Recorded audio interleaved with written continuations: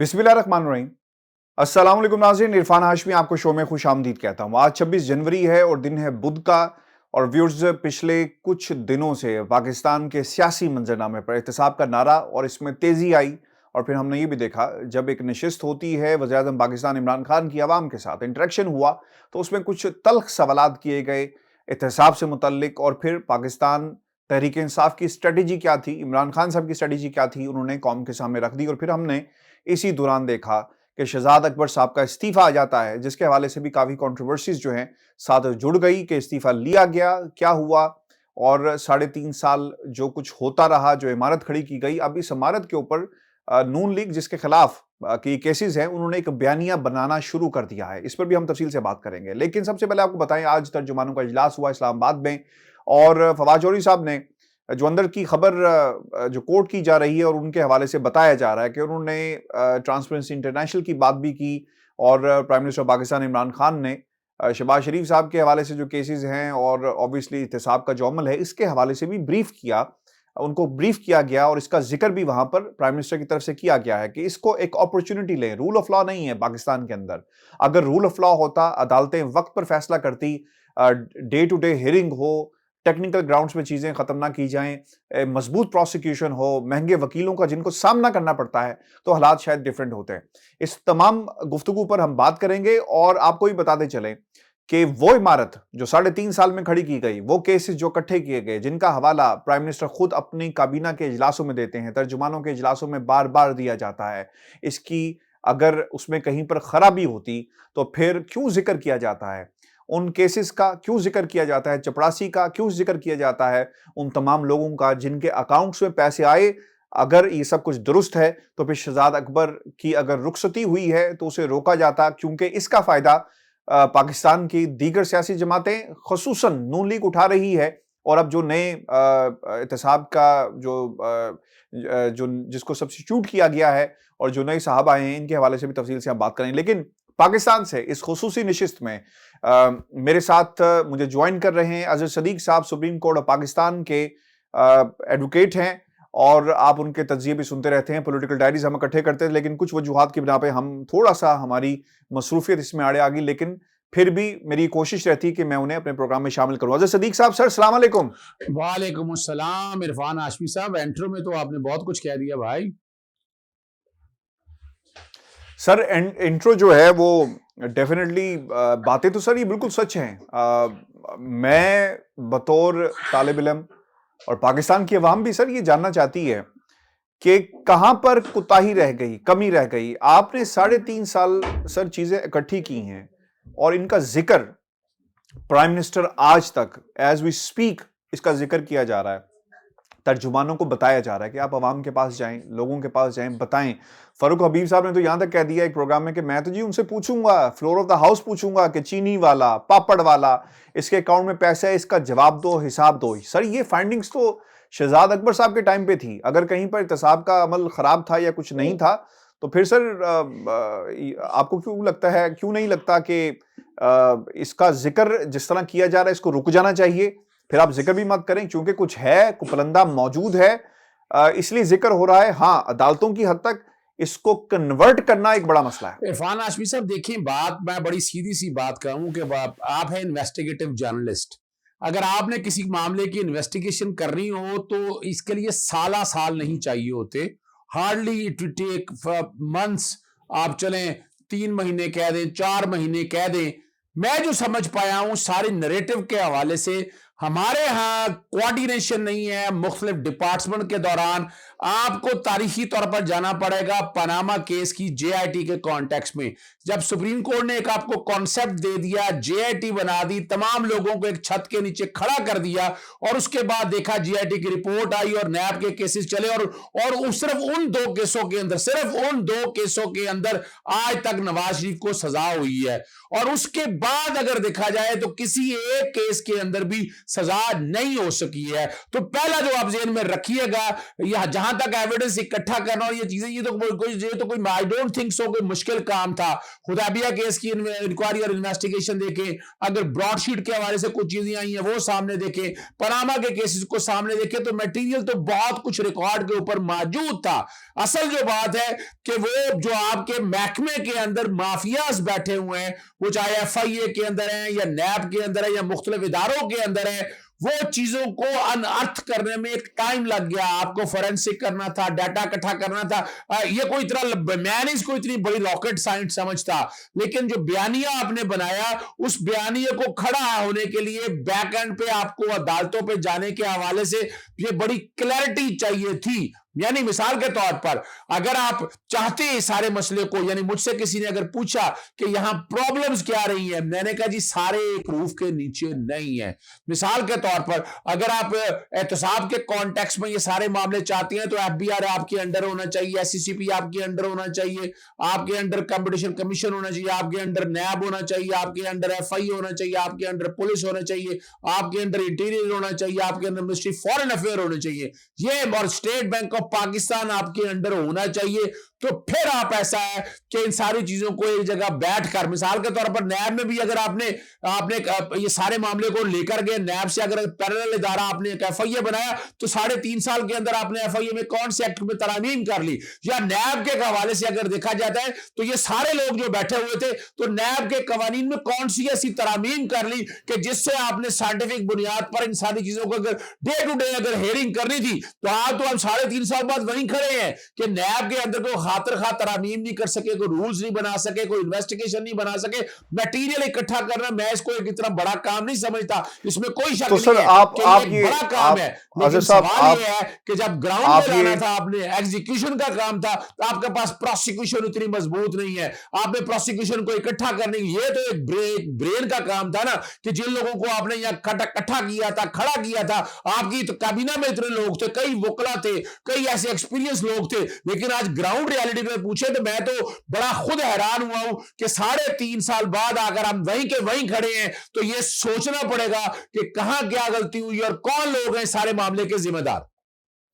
بالکل سر, مجھے نہیں ایسا لگتا کہ ہم وہیں کے وہیں کھڑے ہیں. مجھے ایسا لگتا ہے کہ جو آپ نے تو خود ہی اس کا جواب دے دیا کہ ادارے, جب آپ نے کسی ایک ادارے کو چٹھی لکھنی ہے نا, تو وہاں سے ٹائم لگے گا اس کا جواب آنے, کیونکہ وہ آپ کے ماتحت نہیں ہے. آپ کو بیوروکریسی جو بابو لوگ ہیں وہ آپ کو ایک نئے انداز میں الجھا دیں گے, اور ایک ڈپارٹمنٹ جب آپ کے انڈر نہیں ہوگا تو آپ کس اتھارٹی کے ساتھ اسے جا کر کہیں کہ بھائی یہ ثبوت دو, یہ لیٹر دو, یہ ہمیں ڈیٹیلز چاہیے, آپ کو نہیں ملیں گے. جس جے آئی ٹی کا آپ نے حوالہ دیا اظہر صاحب, وہ سپریم کورٹ آف پاکستان کی ہدایت پہ بنی تھی, اور اس جے آئی ٹی میں اس کے پاس ایک اتھارٹی تھی جس کی بنیاد کے اوپر وہ جہاں جاتے تھے, جس کو بلانا چاہتے تھے بلا لیتے تھے, چونکہ ان کے پاس پاورز تھی, under the directions of supreme court of Pakistan وہ کام کرتے. آپ کو لگتا ہے کہ ان لائنز کے اوپر سوچنے کی ضرورت ہے تحریک انصاف کی حکومت کو اور عمران خان صاحب کو, کیونکہ یہ فیصلے صرف اور صرف عمران خان صاحب ہی کرتے ہیں, کس کو رکھنا ہے, کسی کو گھر بھیجنا ہے اور کیا کیا جائے گا, ایگزیکٹو آرڈر انہی کا ہی ہوتا ہے. دیکھیے کوئی شک نہیں ہے, لیکن کوسچن ہے کہ آپ نے جو اپنے آفس کے اندر برین رکھے ہیں, جو آپ کی کابینہ کے اندر لوگ ہیں, وہ کس کے کھیت کی مولی ہیں.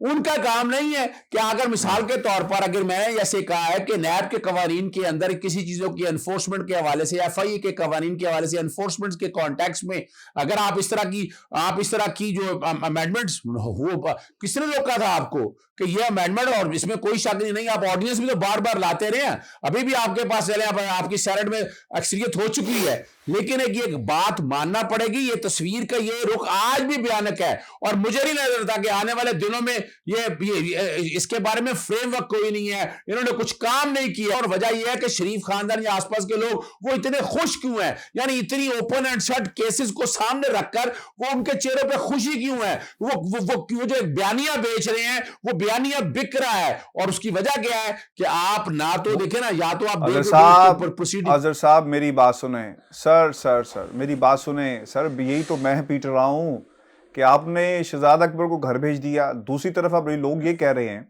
اور یہ بڑی سمجھ والی بات ہے, کہ جناب احتساب کا کیا ہوا, کیا ہوا اس احتساب کا؟ جس شخص نے بیڑا اٹھایا تھا، جو رکھوالی پہ تھا، جو انویسٹیگیٹر تھا، وہ خود استعفیٰ دے کر سائڈ پہ ہو گیا. نمبر 1 اس کا فائدہ نون لیگ کو ہوا. نمبر 1 سر. دوسری بات، آپ بطور وکیل اس چیز سمجھتے ہیں، اور میں نے اس سے پہلے بھی یہ بات کہی آپ سے، اور میں جس دن سے یہ استعفے کی بات ہو رہا تھا، میں ہر پلیٹ فارم پہ یہی بات کر رہا تھا کہ جب نیا وکیل آتا ہے نا سر، تو اس کو وقت لگتا ہے کہ وہ کیس کو سمجھ سکے، ریکارڈ پر جو چیزیں موجود ہیں جس کو عدالت میں بطور استعمال کیا جائے گا ایز این ایویڈنس، اس کو دیکھا جا سکے، پرکھا جا سکے، لائن آف ایکشن ڈرا کی جا سکے، اپنی ٹیم بنائی جا سکے. سر یہی کچھ ہوتا ہے نا. ایک عام کیس میں آپ کو بطور وکیل وقت چاہیے ہوتا ہے. سر یہاں پر تو ہزاروں کی تعداد میں پیپرز ہیں. آپ کے پاس کتنا وقت رہ گیا؟ 1.5 سال کے وقت میں. اب آپ نے اگر ثابت نہ کیا تو پھر کیا ہوگا؟ That is sir very important. اور اب آپ کے پاس 3.5 سال جو کچھ آپ اکٹھے کرتے رہے، اور اس کے بعد آپ نے کنورٹ کرنا ہے، کنوکشن کی طرف جانا ہے، تو وہاں پر تو سر یہ معاملات مشکل مجھے تو ہوتے ہوئے نظر آ رہے ہیں. عرفان ہاشمی صاحب مجھ سے بہت کچھ سچ سننا چاہتے ہیں، تو پھر آج سچ سن لیں.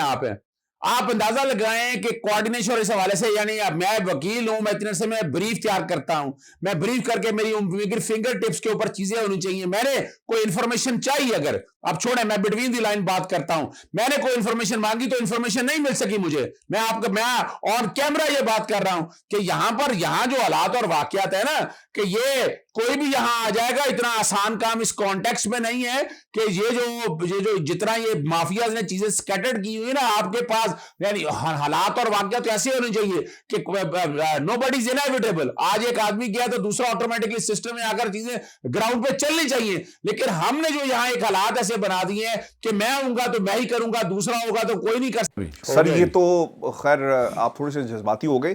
میرا سر یہ سوال ہے کہ جس نے جو کچھ بھی کیا، جب ریکارڈ پر جب چیزیں موجود ہوں تو نئے بندے کو سر سمجھنا کے لیے وقت چاہیے، اور اس میں کوئی دوسری رائے نہیں، اس میں کوئی آرگومنٹ نہیں ہے.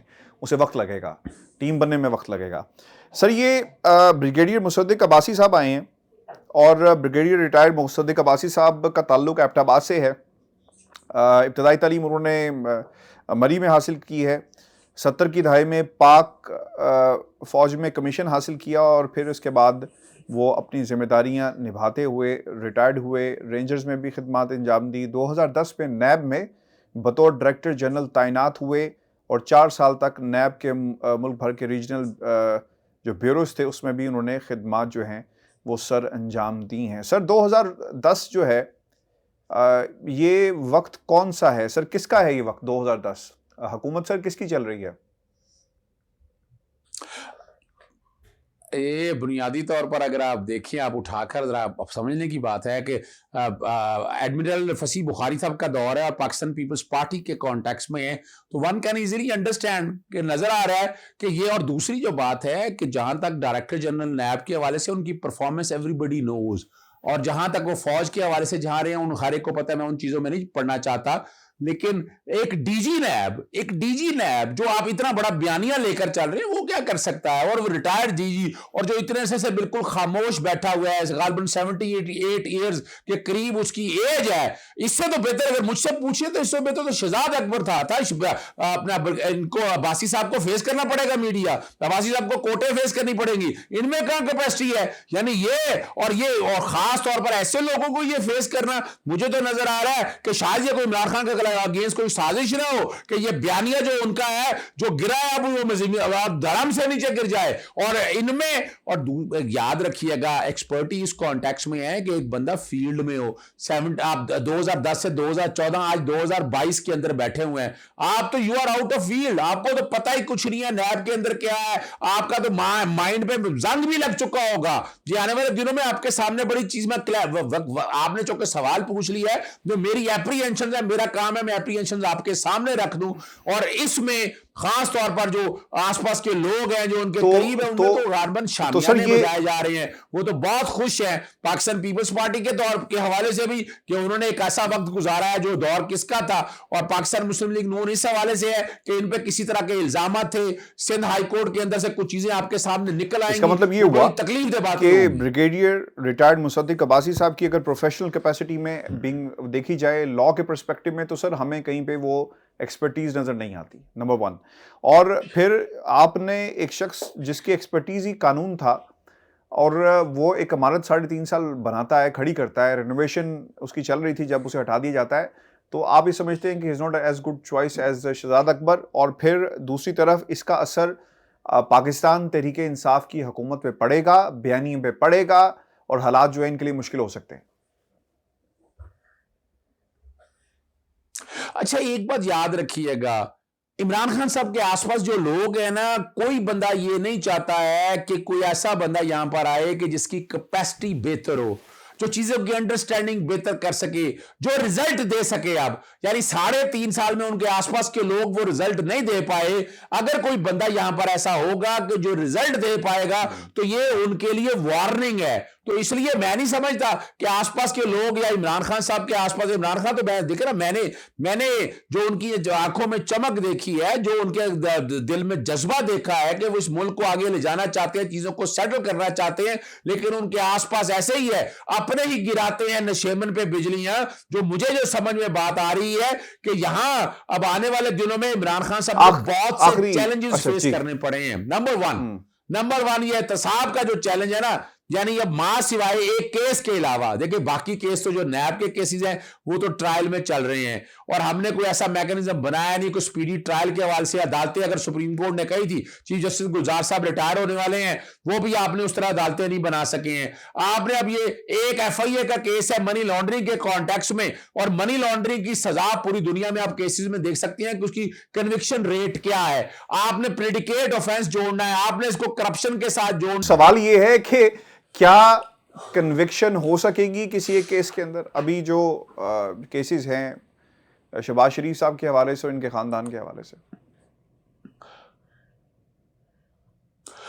دیکھیں ایویڈنس تو اوور ویلمنگ ایویڈنس ایسی جگہ پر موجود ہے، اس ایویڈنس کو کنیکٹ کرنا ہے، مٹیریل سامنے رکھنا ہے۔